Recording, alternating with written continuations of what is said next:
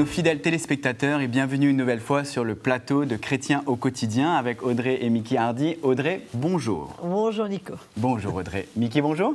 Bonjour Nicolas. Bonjour Mickey. On a eu de très très bons échos sur une émission précédente où on avait traité les relations dans notre famille et on a eu beaucoup de questions et de témoignages qui nous ont donné l'envie de continuer sur ce thème-là et sur les fréquentations.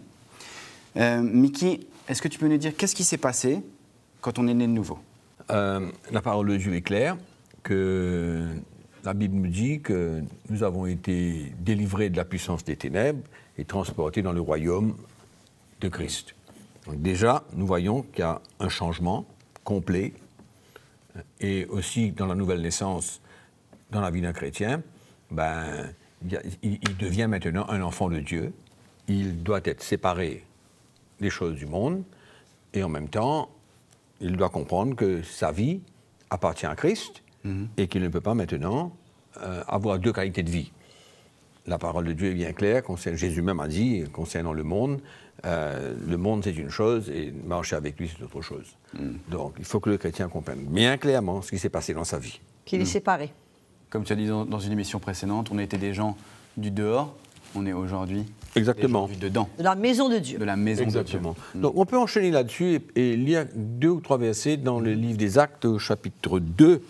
Et c'est au verset 42. On va commencer au verset 42 pour bien comprendre qu'est-ce qui se passe dans le cœur qu'est-ce qui s'est passé dans le cœur de ces nouveaux chrétiens qui étaient nés de nouveau, se sont repentis et ils ont fait Christ sauveur et Seigneur de leur vie.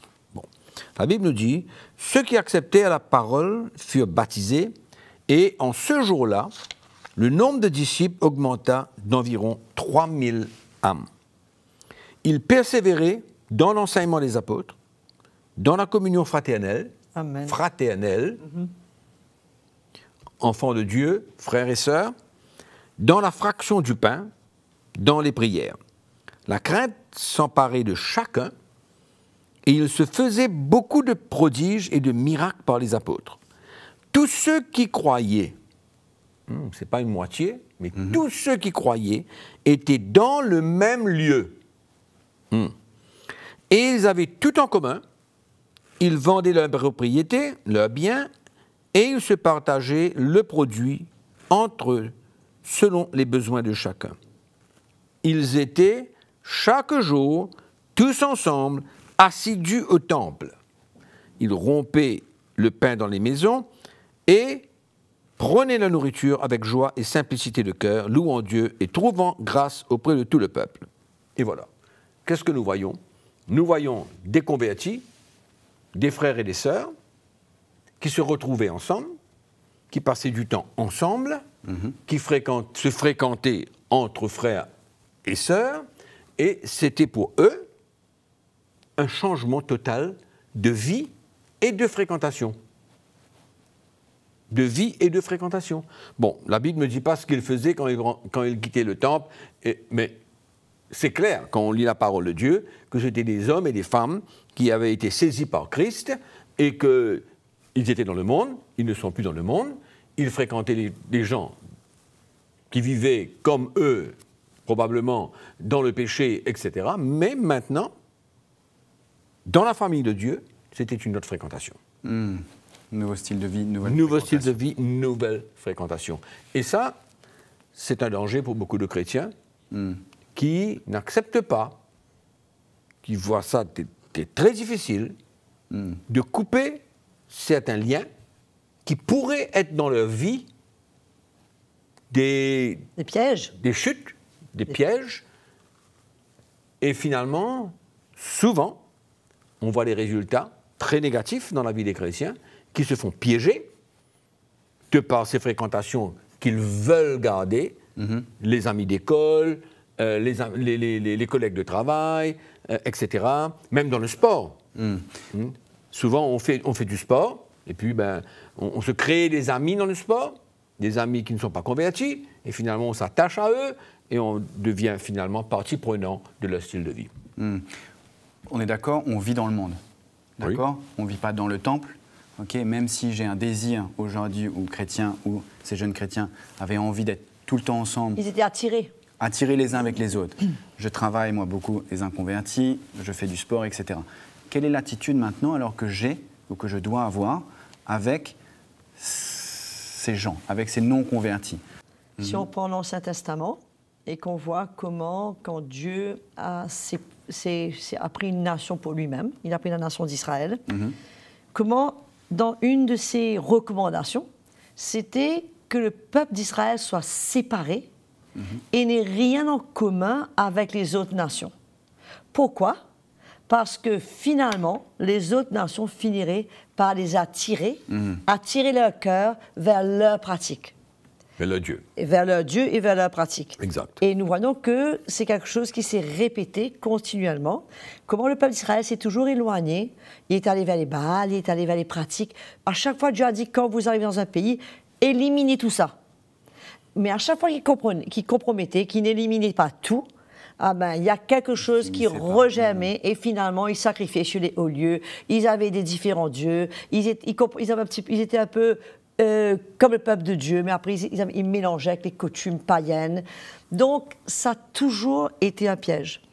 Et c'est très intéressant de voir comment le Seigneur, on connaît tous l'histoire de Balaam, et si on s'arrête au livre des Nombres, Balaam est allé, bon, Dieu l'avait dit non, il est allé, Dieu l'a résisté, l'âne a parlé, on connaît tout ça. Mais quand il est arrivé sur place, il a dit tout ce que Dieu lui a dit de dire. Il n'a jamais maudit le peuple d'Israël. Il a béni le peuple d'Israël et il a dit à Balak, je ne peux pas faire ce que Dieu ne me demande pas de faire. Mais c'est étrange que plus loin, dans le livre de l'Apocalypse et dans 2 Pierre, la Bible reparle de Balaam et parle de Balaam comme un très mauvais exemple. Ils se sont égarés dans 2 Pierre 2,15. Après avoir quitté le droit chemin, ils se sont égarés en suivant la voie de Balaam, fils de Béor, qui aima le salaire de l'iniquité, mais qui fut repris pour sa transgression. Au fait, Balaam est reparti, mais après cela, le peuple de Moab, les filles de Moab, sont venues vers le peuple des hommes d'Israël. Et c'est comme ça qu'il y a eu une plaie qui s'était tendue sur tout le peuple d'Israël et 22 000 sont tués. Et c'est là où il y avait un Israélite qui est arrivé avec une femme, une Moabite, devant une tente pour justement connaître cette femme. Et il a défié l'autorité d'Israël, il est rentré dans la tente avec cette femme. C'est là où Phiné a pris une lance et est allé et les a tués. Et c'est ça qui a arrêté la plaie.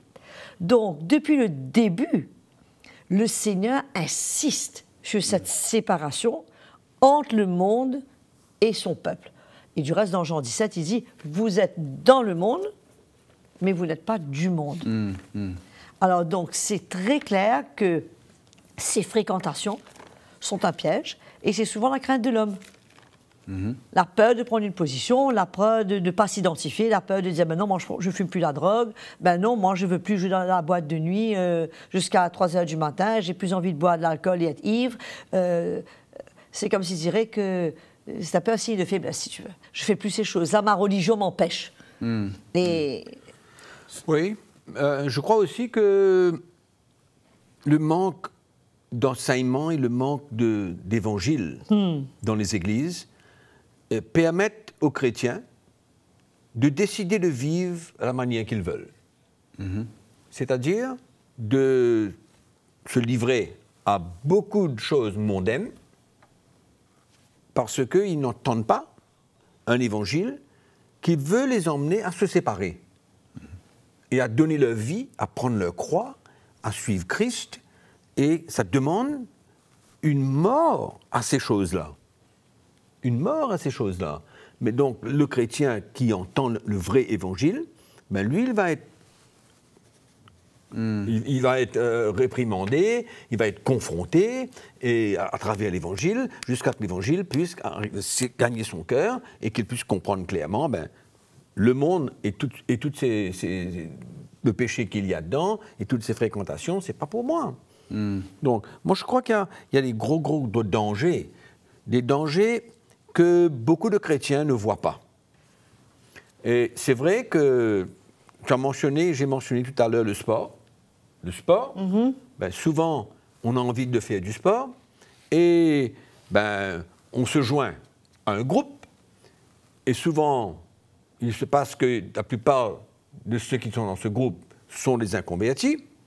Donc, au départ, peut-être que ça va, on peut prendre une certaine position, on est là, et puis au moment donné, si on persiste dans les relations, à vouloir, allons dire, créer des relations, être copain, être ami à ces gens-là, mais à un moment donné, qu'est-ce qui se passe? C'est qu'on finit par tomber dans le piège et aller... Et être comme eux. Et être comme eux, et vivre comme eux, avoir le même langage que eux, et tout le reste. Donc tout ça, c'est même les amis d'école, les amis d'enfance, ou le chrétien qui a grandi, ou même les jeunes qui sont à l'école. Je ne sais pas. Il doit y avoir, à un moment donné, une séparation. Une séparation claire dans le cœur de ces chrétiens pour se dire que je ne peux pas vivre comme eux. Mais Mickey, si tu te rappelles, quand nous, on est nés de nouveau, on n'a pas eu besoin d'enseignement, nous. Non. On a été d'office séparés de tout. Nos amis, la famille, on a été carrément... Eux se sont séparés de vous. Oui, et nous aussi, dans notre cœur, on n'était plus attachés. On était libérés, c'était un package dans notre conversion. C'est venu, cette séparation. On n'a même pas eu à faire un effort pour ça. C'était là. Oui, je suis d'accord avec toi. Je suis d'accord jusqu'à un point, parce que c'est clair que même l'évangile qu'on entendait à cette époque, il n'y avait pas de mélange de prospérité, de courir après des gains matériels, d'un évangile superficiel. Il n'y avait pas tout ça dans cette époque-là. Cette espèce de prospérité qui venait souvent là, et qui voulait tourner le regard des chrétiens vers les choses matérielles et tout. Mais on avait un évangile qui n'est pas l'évangile qu'il y avait maintenant, un évangile qui s'est détérioré. On a perdu l'essence même de l'évangile. Moi, je me souviens, je venais de naître de nouveau, mais c'était clair. Ce qu'on entendait, c'était peut-être pas l'évangile complet, mais c'était un évangile qui nous demandait une séparation, qui nous demandait de nous tenir ferme, qui nous encourageait à comprendre que c'était normal, ce genre de choses-là. En fait, l'évangile qu'on a entendu, c'était dans l'Église, dans la religion qu'on fréquentait auparavant. C'était même pas un évangile. Je veux dire, on a entendu, c'est quelqu'un qui était là, qui prêchait, il faut naître de nouveau. On a donné notre vie au Seigneur. Mais ça, c'est la conversion. Mais à cette conversion-là, on a été libérés de tout avant même d'entendre un évangile. Puis on s'est retrouvés, nous, quand on est né de nouveau, on s'est retrouvés un groupe de chrétiens. On était à 9, je crois, qui avaient été mis dehors de notre ancienne religion. On était à 9, et il n'y avait pas de pasteur parmi nous. On était tous des bébés chrétiens. On découvrait tous ensemble la Bible. On se réunissait. On avait une soif de la parole de Dieu. Et on peut dire que c'était comme le livre des Actes. On sortait de notre travail, on venait directement chez les chrétiens. Se réunir. On se retrouvait. On était dans la parole de Dieu. Mais on n'a même pas entendu un évangile. Mais notre conversion était tellement puissante, était tellement réelle, qu'on était libérés de toutes ces choses. Moi, personne n'a prié pour moi avant que je sois libérée de la cigarette. J'étais libérée de la cigarette. J'avais un langage, j'étais vulgaire. Personne n'a prié pour moi, je n'ai même pas demandé au Seigneur. Subitement, j'ai réalisé que j'avais été libérée de ça. Donc, c'était le package de la conversion. Miracle. Je crois que c'est le niveau de la conversion qui aujourd'hui est dilué. On cherchait dans la parole de Dieu. On trouvait les choses claires dans la parole de Dieu. Il n'y avait pas trop beaucoup d'influence de ce qu'il y a aujourd'hui. Hein. Moi, je me souviens, écoute, la musique en 1977 dans l'Église n'était pas la musique qu'il y a aujourd'hui. Ça, c'est sûr, hein. Hein? Donc, on n'avait pas contact avec ce genre de choses-là pour nous. Dans la louange d'adoration, c'était quelque chose de clair. On rentrait dans la présence du Seigneur, on adorait le Seigneur. Hein? Mais il y avait des choses complètement différentes. C'est vrai qu'il y avait une conversion extraordinaire. Radicale. Mais aujourd'hui, le chrétien, il va à l'église. La plupart des chrétiens qui vont à l'église, qu'est-ce qu'ils entendent comme message? Quel est le message qui va les attirer vers cette séparation? quel est ce message qui va les attirer vers la séparation? Il y a un seul message, le message de la croix de Christ. Et quand ce message vient, à ce moment-là, ben, les gens peuvent réaliser que la chrétienté, c'est une autre vie, quoi. Hein? Mais que les fréquentations, ben, l'Esprit de Dieu en nous, avec le message que nous entendons, et ce qui a été déposé dans notre cœur, ben, nous interpelle. Mais aujourd'hui, qu'est-ce qui interpelle le chrétien? Qu'est-ce qui l'empêche le matin? Il part, il va à la boîte de nuit. Il va au disco. Il boit de l'alcool à tort et à travers. Mais qu'est-ce qui l'arrête? Quel est Oui, le frein. Où est le frein? Il n'y a pas de frein dans l'Église aujourd'hui. C'est un mélange d'un évangile qui a perdu toute sa puissance. Toute sa puissance. Mais il y a un point qui est important, qu'on a besoin de mentionner ici, c'est la responsabilité des parents envers leurs enfants. Pourquoi je dis cela? Parce que quand nous sommes dans la famille de Dieu, les fréquentations entre enfants de la famille de Dieu, il y a beaucoup plus de sécurité que des fréquentations avec des enfants, nos enfants avec les enfants qui sont dans le monde. Aujourd'hui, qu'est-ce qui est en train de gagner les enfants? Où est notre responsabilité de parents pour protéger ces enfants? Nos enfants. Nos enfants chrétiens, bien sûr. Hein. Et aujourd'hui, eh ben, de par ce lien qu'il y a encore, il y a ce lien familial, des enfants, des membres de notre famille qui ne sont pas convertis, mais dans quel état d'esprit qu'ils vivent? Qu'est-ce qui les anime, ces enfants-là? Qu'est-ce qu'ils voient? À la télévision. Et quelle influence qu'ils ont? Ils ont libre accès à tout. La violence. La violence par toutes ces choses-là. Conversation, langage. Divorce des parents. Et tout ce qu'il y a dans ce monde-là. C'est ça, ces fréquentations-là. Nous avons besoin de comprendre, nous les parents, qu'on a besoin de fréquenter nos frères et nos sœurs. Et même ça, quelquefois... Il faut choisir. Il faut choisir, exactement ce que j'allais dire. Il faut choisir, même ça. Et je réalise un coup maintenant, si on veut continuer à fréquenter nos amis parce qu'on faisait des choses ensemble, ou bien il y avait quelque chose qu'on fait en commun, le sport, des trucs comme ça. Mais c'est dangereux. Les parents ne savent pas ce qui se passe avec leurs enfants jusqu'à arriver à un âge où ils finissent par découvrir. Voilà ce que mon enfant a subi quand il avait 4 ans, 5 ans. Du reste, le Seigneur, il est bien clair, hein, dans même ce qu'on parle dans l'Ancien Testament, dans le livre des Corinthiens, il dit « Ne formez pas un attelage disparate ». Exactement, dans 2 Corinthiens 6, voilà que c'est là, c'est clair. C'est un terme assez particulier, mais Paul ici, il prend une image. Puisque d'habitude, tu as un chat qui est emmené par 2 bœufs. Ouais. Mais un attelage disparate, ce serait un bœuf et un âne. Il y a 2 jougs différents. Voilà, il explique, il dit quel rapport il y a entre la lumière et les ténèbres. Quel rapport il y a entre la justice et le mal. C'est-à-dire qu'on n'est pas appelé, que ce soit en affaires, que ce soit... c'est super de faire du sport, mais on fait du sport, on rentre chez nous.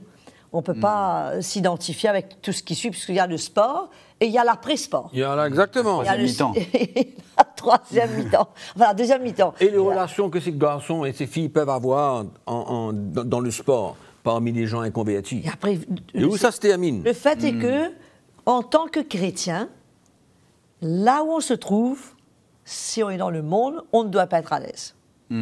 Si on est vraiment un chrétien qui a été séparé du monde, qui est né de nouveau, on a la révélation de Christ dans notre cœur, le message du Seigneur, le message de la croix, l'identification à Christ. Je ne peux pas me sentir bien dans le monde. Et c'est là où j'en dis, mais celui qui aime le monde, ben, c'est clair. L'amour de Dieu n'est pas en lui.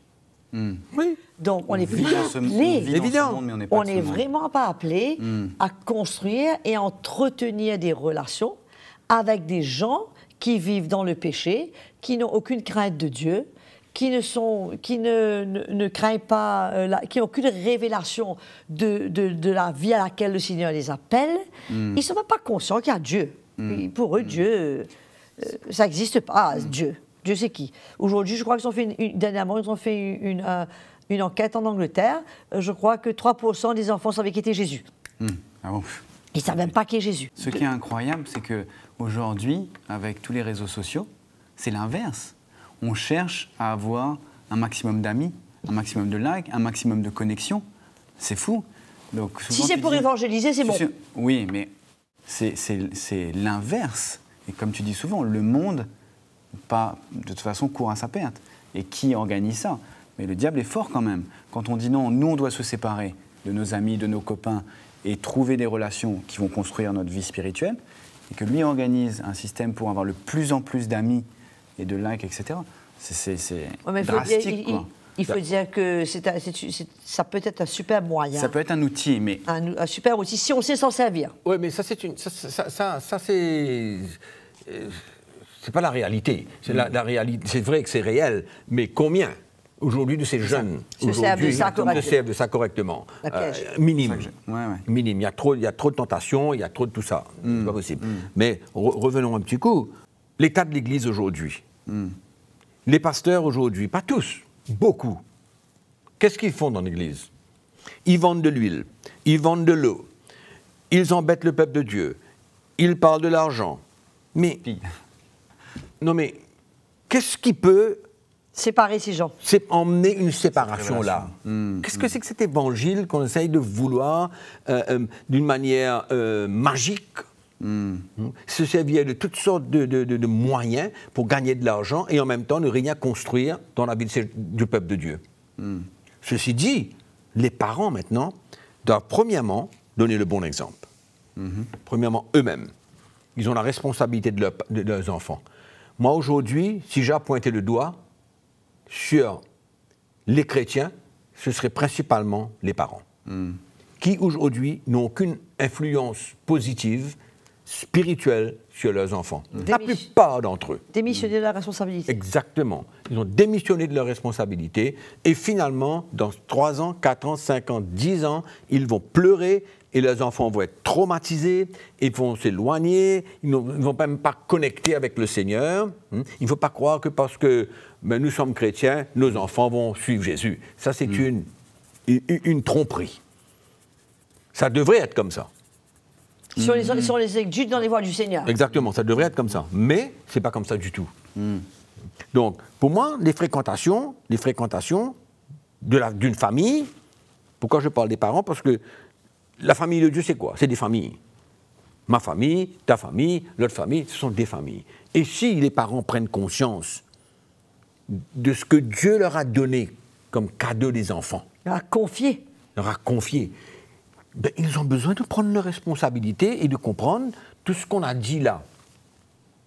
Coupure avec le monde, fréquentation, le peuple de Dieu, les frères et les sœurs, et se donner à cela, et d'éduquer leurs enfants depuis tôt, et d'avoir une influence sur leur vie, et de pouvoir les conduire, les guider, les faire comprendre depuis tôt qu'ils doivent être coupés du monde. Mais malheureusement, aujourd'hui, ça devient, c'est vrai que c'est la responsabilité de la famille, c'est vrai que c'est la responsabilité des parents, mais nous, je pense aussi que l'Église doit avoir cette part de responsabilité. Pourquoi? Parce que le peuple de Dieu n'entend rien de la part de Dieu. Il entend souvent que des bêtises derrière le pupitre et qui ne construit rien dans la vie des gens. Donc moi je dis, les familles, les parents doivent se lever aujourd'hui et de comprendre, de mettre un terme, de comprendre qu'est-ce que c'est que cette coupure qui doit se faire avec le monde. Et non seulement avec le monde, comme on a dit tout à l'heure, je crois que c'est très important que les chrétiens choisissent leurs amis. Absolument. Parmi les chrétiens. Oui. Puisqu'il y a beaucoup de chrétiens qui sont pas sérieux avec le Seigneur, qui sont là dans l'église, qui viennent là à l'église le dimanche, et puis c'est tout. Ils vivent dans le monde. Et c'est pas le genre de chrétien avec qui je veux que mes enfants soient amis. Je veux que mes enfants, je veux choisir des enfants chrétiens qui aiment le Seigneur, dont les parents sont responsables, prennent soin de ces enfants-là.